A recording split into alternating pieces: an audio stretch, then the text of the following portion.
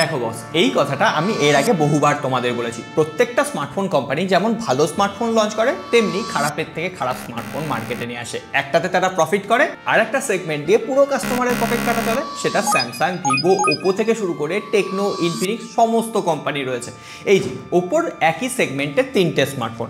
এটা হচ্ছে Oppo Reno 14, camera লাভারদের জন্য দুর্ধর্ষ ক্যামেরা।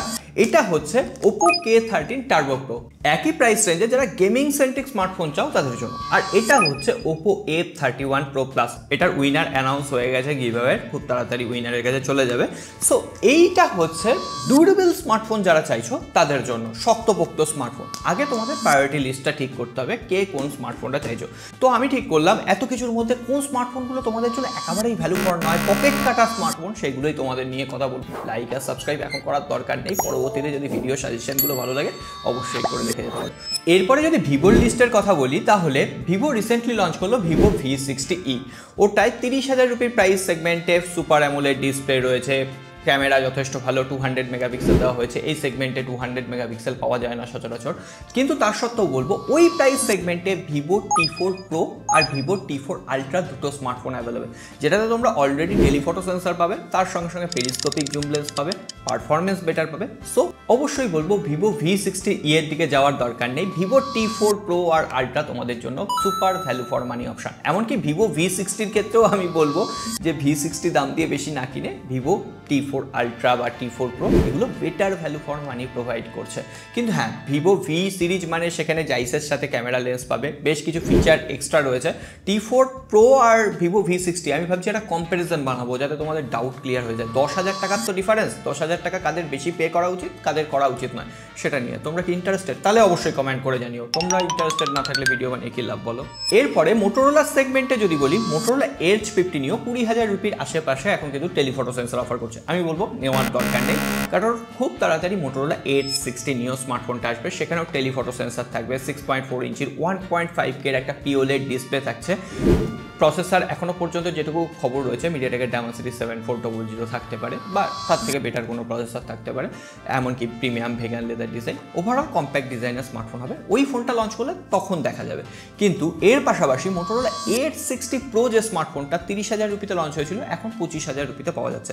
কিন্তু তাও বলবো ওটাকে অ্যাভয়েড করার জন্য, কারণ বেশ কিছু রিপোর্টার অলরেডি ক্যামেরাতে ফগ ইস্যু ফেস করছেন, তার পাশাপাশি ক্যামেরাতে ল্যাগ প্রবলেম রয়েছে, মোটোরোলার আপডেট আসতে লেট হচ্ছে। সো এই যে প্রবলেমগুলো, এটা রিয়েল ইউজারদের প্রবলেম, এটা কিন্তু আমরা একদিন বা দুদিন রিভিউ করে বুঝতে পারবো না। তো বাদ বাকি শেষ সিদ্ধান্ত তো তোমরাই নেবে। আমি পার্সোনালি বলতে পারি মোটোরোলা Edge 60 Pro এর ক্যামেরা ফগ ইস্যু আমার ক্ষেত্রে হয়নি, আমি অনেকদিন পার্সোনাল ডিভাইস হিসেবে ব্যবহার করে দেখেছি। তো মোটোরোলার সাথে তোমাদের পার্সোনাল এক্সপিরিয়েন্স কেমন অবশ্যই কমেন্ট বক্সে জানিয়ে দিও।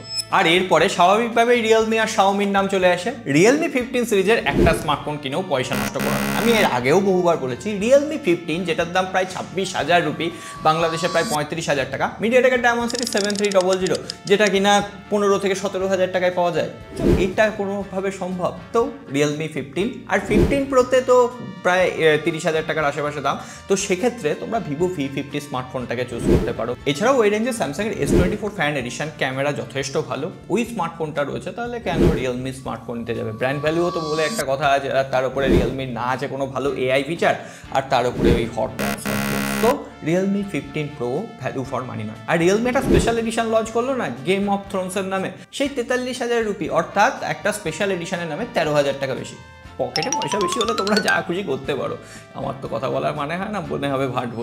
আর রেডমি নোট 14 সিরিজ নিয়েও নতুন করে কিছু বলার নেই। নোট 14 22,000 রুপিতে মিডিয়াটেকের Dimensity 7300 আলট্রা, ওই ভাইরা ভাই প্রসেসর, পারফরমেন্স একেবারে খাটিয়া, তবে হ্যাঁ বেশ ডিউরেবল, ক্যামেরা মোটের ওপর ঠিকঠাক। রেডমি নোট 14 Pro Plus সেটার ক্যামেরা ভালো, কিন্তু সেটাও যথেষ্ট ওভার প্রাইস, এখনো পর্যন্ত কেনার সময় আসেনি। রেডমি নোট 14 Pro Plus মেরে কেটে 27-28,000 রুপি পর্যন্ত ঠিকঠাক রয়েছে বলে আমার মনে হয়। এরপরে স্যামসাংয়ের লিস্টে চলে আসি। স্যামসাং গ্যালাক্সি A56 এর থেকে এখনো better option Samsung Galaxy S24 fan addition. A56 এর ফিচার ভালো, যে লুকস, তারপরে ডিউরেবিলিটি বেটার, কিন্তু সেখানে কোনো রকম টেলিফটো সেন্সর নেই। অর্থাৎ ক্যামেরা চাইলে S24 Fan Edition, Exynos-এর প্রসেসর মানছি, কিন্তু হ্যাঁ গেমিং বাদ দিলে খুব একটা ডেলি পারফরমেন্সে প্রবলেম হবে না। এছাড়াও Samsung recently Samsung Galaxy M36 বলে একটা স্মার্টফোন লঞ্চ করলো, ওটাও খুব একটা কেনা যুক্তি আছে বলে মনে হয় না। তার থেকে 1 বছর আগের M35 যে ফোনটা, সেটা বেশি ভ্যালু ফর মানি, এমনকি সেখানে পাঞ্চল ডিসপ্লেও তোমরা পাবে। আর একটা অপশন রয়েছে, স্যামসাংয়ের পুরোনো স্মার্টফোনগুলো এখন বেটার ভ্যালু ফর মানি। তোমরা যদি 20,000-এ বেস্ট ক্যামেরা সেন্ট্রিক একটা ভালো স্যামসাংয়ের One UI দিয়ে ফোন চাও, তাহলে A35 স্মার্টফোনটা 17-18 হাজার রুপিতে অ্যাভেলেবেল। M36 যারা কিনবে ভাবছো তাদের জন্য কিন্তু A35 পুরোনো দিনের ফোন ভালো।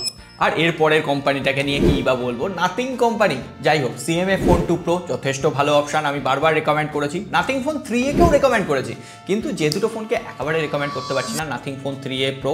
3A কেন, বেটার এক্সপিরিয়েন্স পাবে, দাম বেশি দিয়ে 3A Pro-তে বেশি কিছু পাবে না।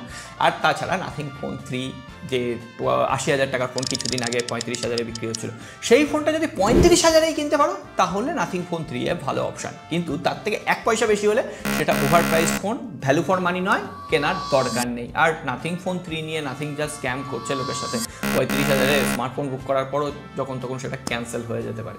এছাড়াও বেশ কিছু স্মার্টফোনের লিস্ট রয়েছে। আইফোনকে ধরে বলি, আইফোন 15-এর নিচে কোনো স্মার্টফোন কিনলে সেই বেটার iOS এক্সপিরিয়েন্স কিন্তু তোমরা পাবে না। নিজের পক্ষে কম পয়সায় হলেও আইফোন 15 নেওয়াটা জরুরি। গুগলের পিক্সেল 7 আর 8 সিরিজ নেওয়াটাও কিন্তু একেবারে বোকামি হয়ে যাবে, কারণ কিছুদিনের মধ্যে গুগল পিক্সেল 9 সিরিজের দাম দেখবে অনেকটাই পড়ে গেছে। তখন পিক্সেল 9 এই সমস্ত ফোনগুলো তোমরা নিতে পারো।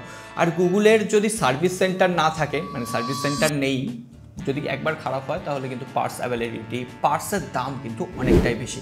আর তার পাশাপাশি আরও দুটো স্মার্টফোন আছে, টেকনো পোভা স্লিম।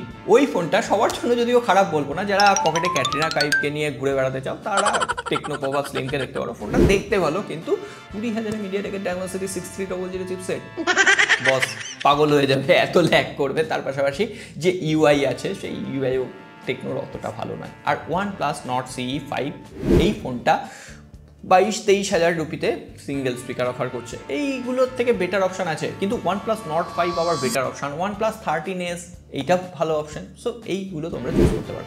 এই হচ্ছে টোটাল একটা লিস্ট। এবার তোমরা বলো যে আমি ঠিক বলছি না ভুল বলছি, তোমাদের কোনো রেকমেন্ডেশন থাকলে সেটাও কমেন্ট বক্সে জানিও। সকলে ভালো থেকো, সুস্থ থেকো, আর দেওয়ালিতে কার কি প্ল্যান জানিও। দেখা হবে আগামী